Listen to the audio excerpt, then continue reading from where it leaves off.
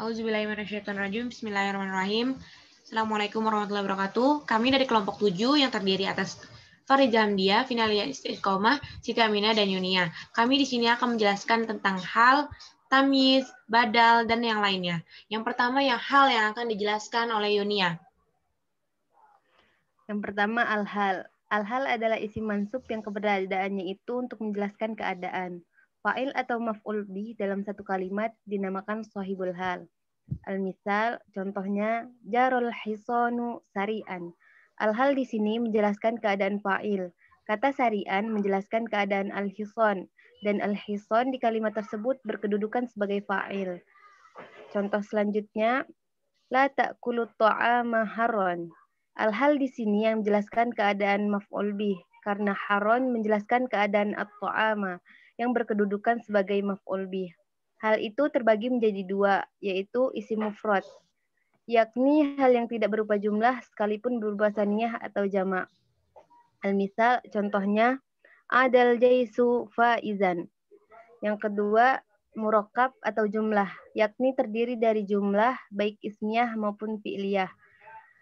Al-misal, contohnya, dakhalal aliyul baita wal abu naimun.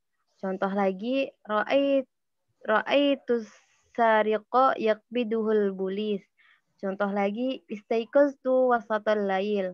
Kalau al-hal yang berbentuk kalimat, maka harus ditambahkan penghubung yang menghubungkan dengan shahibul hal. Bisa dengan al-waw atau domir atau dua-duanya. Selanjutnya tamyiz yang akan dijelaskan oleh Siti Aminah. Tamyiz adalah kalimat isim yang terbaca nasab guna menjelaskan kesamaran zat yang nisbat yang berada pada sebelumnya. Contohnya, nasobba Zaidun arokon, Zaid yang mencucurkan keringat. Di sini yang memperjelas adalah arokonnya. Karena kalau tidak ada arokon, maka jadinya Zaid mencucurkan aja, jadinya nggak jelas. Nah, selanjutnya itu malaktu tis'ina najatan. Aku memiliki 90 kambing. Nah, kata penjelasan itu adalah najatan.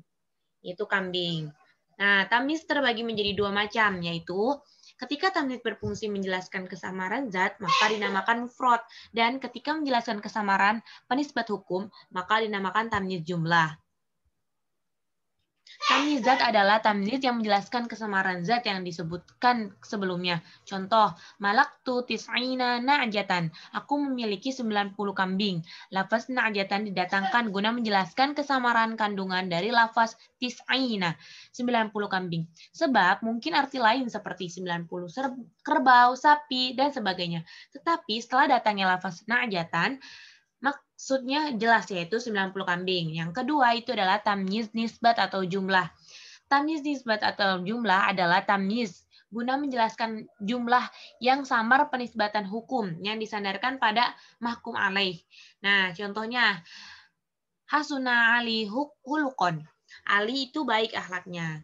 Lafaz hulukon didatangkan guna menjelaskan hukum baik yang disandarkan pada si Ali, sebab hukum alaih. Sebelum datangnya lafaz hulukon, Ali bisa diartikan baik hatinya, orangnya, ataupun budi pekertinya, dan sebagainya. Intinya, pada samaran artinya, setelah didatangkan lafaz hulukon, maka jelasnya maksudnya. Oke, selanjutnya akan dibacakan oleh Finalia Istiqomah. Taukid. Taukid adalah isim rafa yang mengikuti pada lafaz yang ditaukidkan dalam rafa, hal rafa, nasab, khafat, dan ta'arif atau kemakrifatan. Taukid itu menggunakan lafaz-lafaz yang ditentukan, yaitu an-nafsu, al-jama'u, kullu, al-ainu, keterangan. Taukid itu dibagi dua. Satu, taukid lafzi, yaitu mengulang mu'akad atau lafaz yang ditaukidkan dengan lafaznya sendiri atau sinonimnya beda lafaz namun satu makna.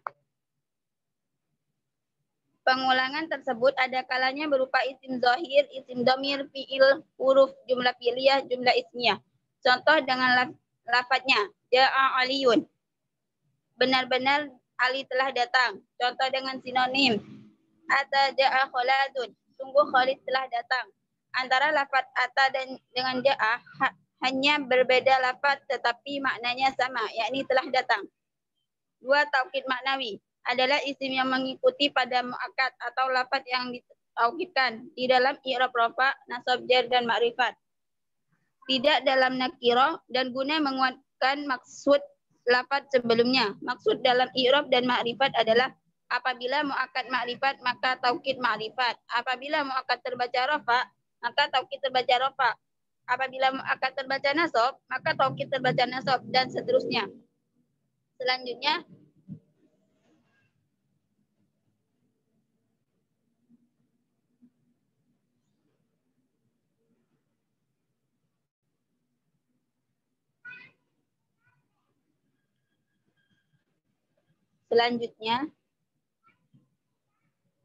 contoh Ja'a Zaidun nafsahu, Zaid telah datang dirinya. Ra'aitul qauma kulluhum, aku melihat kaum semuanya. Marartu bil qaumi ajma'ina, aku telah berjumpa kaum semuanya. Ja'al qaumu ajma'una aktu'una, semua kaum telah datang. Ja'al qauma ajma'una abta'una, kaum telah datang semuanya. Sudah menunjukkan arti dirinya, kemudian ditaukidi dengan lafaz Zaidun. Lafaz sudah menunjukkan arti banyak, kemudian di al-qaum dirinya. Begitu juga lafaz nafsahu ajma'u taukid dengan lafaz. Adapun lafaz taukid maknawi selain yang telah disebutkan adalah sebagai berikut. Ammatun kalata jami'un, yakni lafaz-lafaz yang ajma'u, lafaz-lafaz yang mengikuti pada lafaz dan semakna dengannya, yang mana jumlahnya ada ajma'u, penggunaannya setelah lafaz 3. Aqta'u, absa'u, abta'u. Selanjutnya badal. Badal adalah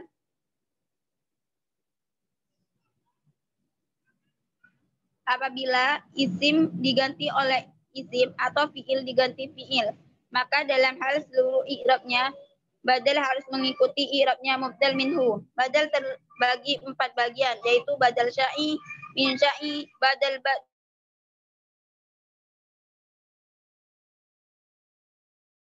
qama Zaidun akhuka, Zaid telah berdiri yakni saudaramu. Akal turo, aku memakan roti yakni sepertiganya. Nafa'a Zaidun ilmuhu, Zaid telah bermanfaat bagiku yakni ilmunya. Ra'aitu Zaidal farasa, aku melihat Zaid yakni kuda. Ini kamu menghendaki mengucapkan ra'aitul farasa, tetapi Anda keliru malah mengucapkan ra'aitu Zaidan. Lalu Anda mengganti lafaz Zaid dengan al-faras, maka menjadi ra'aitu Zaidal farasa. Badal adalah kalimat isim yang mengikuti pada mubdal minhu dalam masalah i'rabnya, dan yang dimaksud atau dituju oleh hukum dengan tanpa perantara huruf ataf antara tabi atau badal dengan matbu atau mubdal minhu. Keduanya ada kalanya berupa kalimat isim dan ada kalanya berupa kalimat fi'il. Contoh isim, ihdinas siratal mustaqim, siratal ladzina an'amta alaihim. Berikan kami petunjuk pada jalan yang lurus, yakni jalannya orang-orang yang telah diberi nikmat. Contoh fi'il, wa may yaf'al dzalika yalqa asama yudha'afu lahu al-'adab. Barang siapa yang melakukan maksiat pada maka ia akan mendapatkan beberapa dosa, yakni dilipat gandakan siksanya. Lafaz siratal ladzina an'amta 'alaihim badal, yang dimaksud oleh hukum berupa ihdina, dan juga lafaz al-'adab yudha'afu lahu al-'adab dimaksud oleh hukum berupa yaf'al dzalika.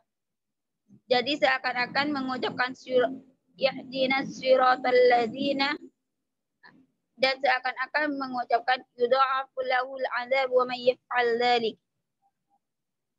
Dari definisi badal yang dimaksud oleh hukum mengecualikan tawabi atau isim-isim yang mengikuti yang lain seperti dalam bab na'at atau bayan dan bab taukid, maka yang dimaksud oleh hukum adalah matbutnya atau lafaz yang diikuti atau lafaz yang di depan.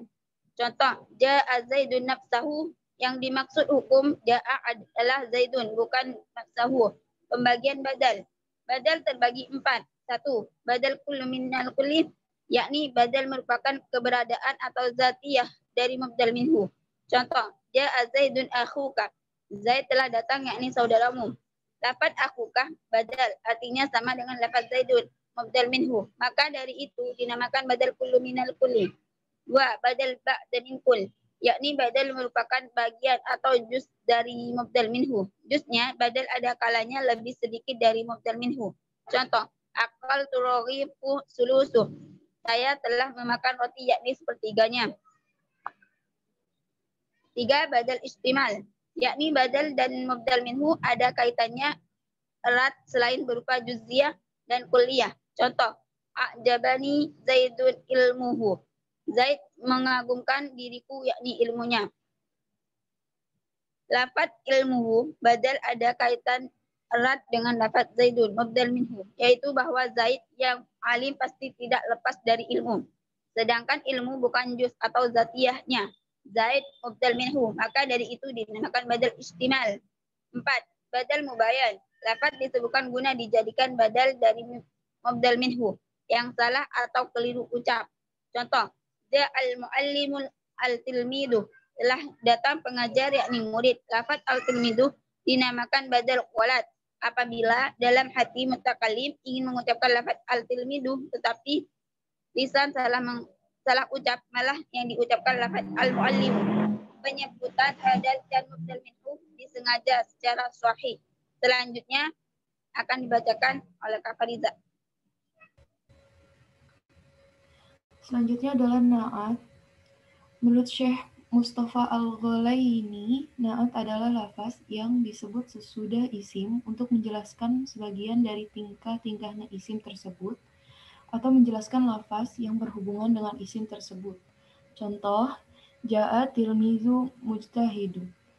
Telah datang seorang murid yang rajin. Lafaz mujtahidun itu merupakan lafaz yang mensifati seorang murid yang telah datang, sehingga lafaz tersebut menjadi sifat untuk lafaz tilmizu yang dirofahkan dengan domah. Na'at itu dibagi menjadi dua, yaitu ada na'at hakiki dan na'at sababi. Yang pertama, na'at hakiki. Na'at hakiki adalah kata yang menunjukkan makna sifat pada diri matbunya. Contohnya, fasbir sobron jamilan. Artinya, maka bersabarlah engkau Muhammad dengan kesabaran yang baik. Quran Surat Al-Ma'rij ayat 5. Kata jamilan merupakan sifat bagi kata sobron, yang merupakan matbunya atau isim yang diikuti. Dalam na'at hakiki, na'atnya boleh berupa mufrad, sibul jumlah atau jumlah.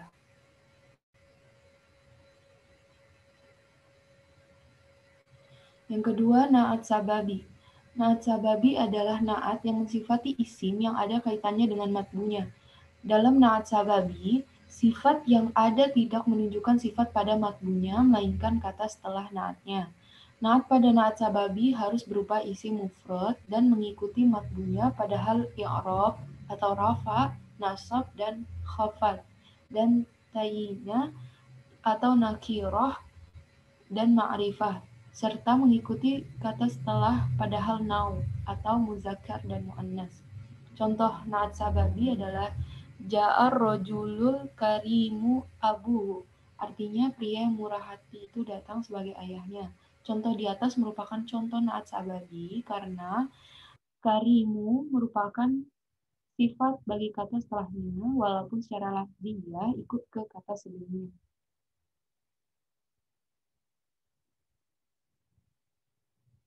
Selanjutnya atof. Atof dalam bahasa Indonesia biasa disebut dengan kata hubung. Adapun dalam bahasa Arab terbagi menjadi dua bagian, terdapat yang dinamakan atof nasak dan atof bayan. Hanya saja yang paling tidak sedikit ditemui dalam tata bahasa Arab adalah atof nasak. Adapun atof bayan paling jarang sekali digunakan. Yang pertama itu atof nasak adalah atof yang diantara tabi atau kata yang mengekor kata lainnya atau matuf dan matbunya atau kata yang diikuti oleh matuf alaih. Terdapat di antara huruf-huruf atof. Contohnya, ishtaraitul manzila wasayyarah. Artinya saya melakukan pembelian rumah dan mobil.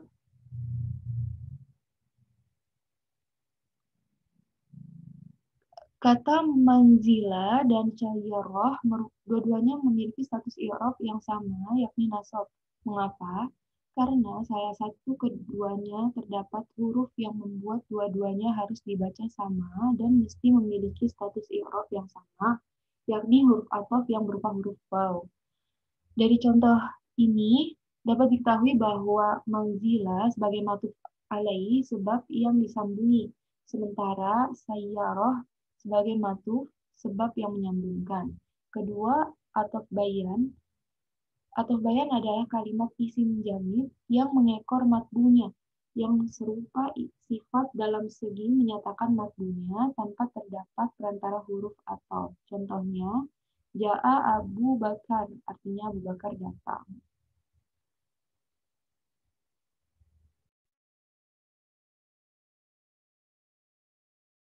Cukup sekian presentasi dari kelompok 7, kurang lebihnya mohon maaf. Wassalamualaikum warahmatullahi wabarakatuh.